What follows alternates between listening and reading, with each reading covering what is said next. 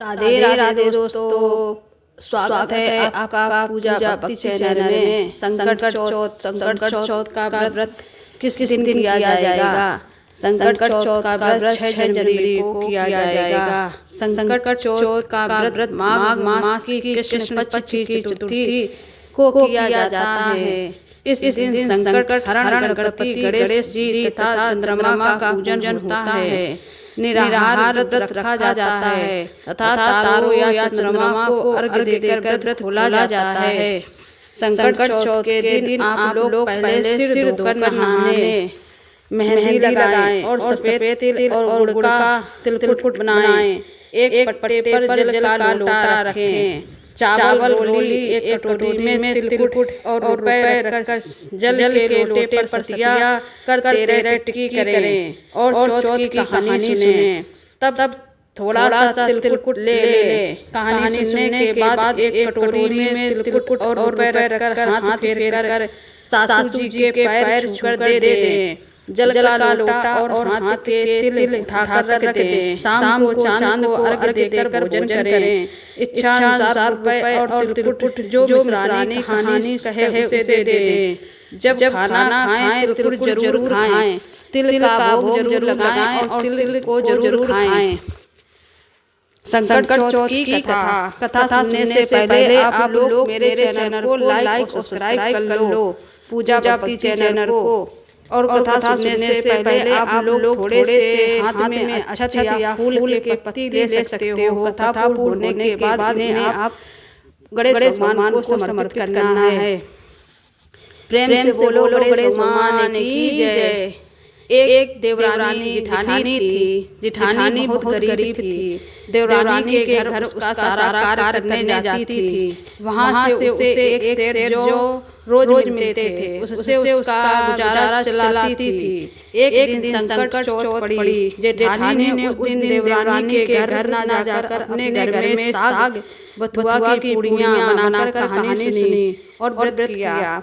जब उसके पति लौटकर आए और उन्होंने भोजन में सब साग बथुआ की पूड़ी देखी तो गुस्सा होकर अपनों घरवाली को पीटा। वे बेचारी पिटकर एक कोने में जाकर लेट गई। आधी रात समुद्र के किनारे से हीरे मोती सुनकर संकट गोसाई चले आकर जेठानी के घर के किवाड़ खटखटाए। जेठानी ने उसे देखकर कहा कि मेरी तो टूटी झोपड़ी है, फिर भी अंदर आ जाओ। संकट गोसाई बोले, माई मुझे भूख लगी है। वह बोली, महाराज मेरे पास क्या है? साग बथुआ की पूड़ी रखी हैं, सबने वही खाया है, आप भी खा लो। वे फिर बोले, माई सोएंगे? वह बोली, महाराज बाल बच्चे टूटी खटिया पर सो रहे हैं, आप भी सो जाओ। 4 बजे सुबह उठकर संकट गोसाई बोले, माई मुझे घास लगी है। तो वह बोली, एक कोने में आप भी हींग लो, बच्चों की साफ करूंगी तो आपकी भी कर दूंगी। संकट गोसाई ने कहा, माई मैं साफ कहाँ करूं? तो वह बोली, पोंछ लो मेरे ललाट से। इतना कहकर संकट गोसाई अंतर्ध्यान हो गए।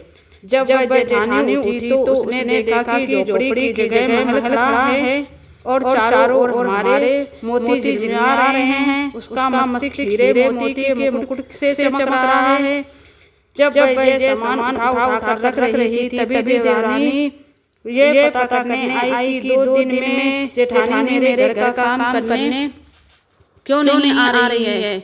जब वह जेठानी के घर जाकर पूछने लगी तो उसने बाल बच्चों से कहा कि अब तुम हमारे घर की काम नहीं कर जाओ। देवरानी ने पूछा कि तुम ये सारा धन कहाँ से लाई हो? जेठानी बोली, मैंने किसी का धन नहीं लिया, मुझे तो संकट गोसाई दे गए हैं। और उसने सारी घटना देवरानी को सुना दी। सुनकर देवरानी ने सोचा कि अब की बार संकट गोसाई आने पर मैं भी ऐसा ही करूंगी। दूसरे साल जब संकट चौथ आई तो देवरानी ने अपने घर में खूब पूड़ी पुआ सेके और अपने पति से बोली, जब तुम काम से लौटो तो मुझे गुस्सा होकर मारना। जब रात में कोल्हू की पाड़े से नीपा कर संकट गोसाई आए तो देवरानी के यहाँ के किवाड़ खटखटाए। देवरानी ने कहा कि महाराज उसके यहाँ क्या था? मेरे यहाँ बढ़िया किवाड़ है, अंदर चले आओ। उन्होंने कहा, माई भूख लगी है, तो देवरानी ने कहा कि मेरे यहाँ भरी जबरिया पूरी रखी हैं, आप खूब खाओ। शंकर गोसाई बोले, माई नींद लगी है। तो उसने कहा कि सूत के पलंग पर सो जाओ। सुबह उठे पर वह बोले, माई घास लगी है। तो वह बोले, मेरे यहाँ से खूब बड़ा महल है, जहाँ चाहो हिंग लो। शंकर गोसाई बोले, माई साफ से करूं। तो वह बोले कि पोंछ लो मेरे भगवान के ललाट से। इसके बाद शंकर गोसाई अंतर्धान हो गए। सुबह जब देवरानी उठी तो उसने देखा कि उसके घर में चारों ओर बदबू फैल रही है। जिधर पैर रखती उधर ही गंदगी पड़ी थी। अब देवरानी का पारा 7वें आसमान पर चढ़ गया। वह जेठानी के पास पहुंची और बोली कि तुम कहती हो कि तुम्हें शंकर गोसाई दे गए हैं, लेकिन मेरे यहाँ तो कुछ नहीं दे गए हैं। तुम जरूर किसी को ठग कर लाई हो। जेठानी बोली, बहन मैं किसी को ठग कर नहीं लाई, मुझे शंकर गोसाई ने दिया है। फर्क इतना है कि मैंने गाँव में रहकर निस्वार्थ भाव से उनकी सेवा की और तुमने धन दान से संपन्न होने पर भी अभिमान में बढ़कर लालच के वश में होकर उनकी सेवा की। इस तरह शंकर गोसाई ने मेरी सुनी, वह सब किसी की सुनते हैं।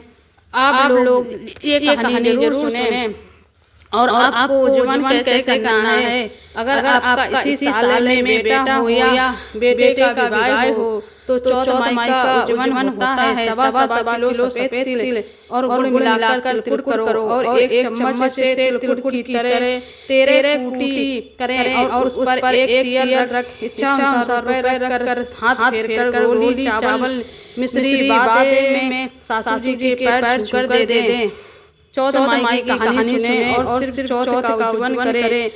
तो एक थाली में 13 जगह 4 हलवा पूड़ी रखें और तिल रुपए उस पर रखकर सास को पैर छूकर दें। 13 ब्राह्मणी माँ उन्हें एक कूड़ा हलवा पूड़ी दे दें, सिक्का लगा दक्षिणा दें। इस तरह आप लोगों को चौथ माता का व्रत रखना है।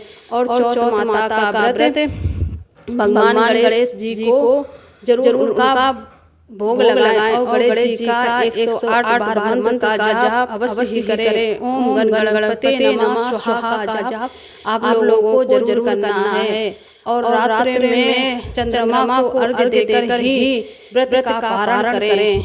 जैसे आपके यहाँ पूर्वज करते आ रहे हैं उस हिसाब से आप लोग व्रत का पूजा पाठ कर सकते हैं। पूर्वज के हिसाब से आप अपनी पूजा पाठ करें।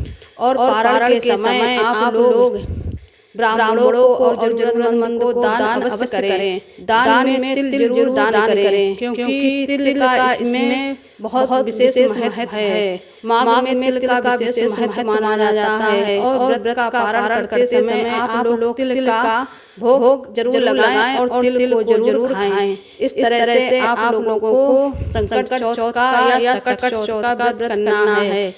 इसलिए आपको ये वीडियो पूरी देखनी है। इसलिए मेरी वीडियो अगर अच्छी लगी हो तो प्लीज मेरे चैनल को लाइक और सब्सक्राइब कर देना। कमेंट बॉक्स में कमेंट कर देना।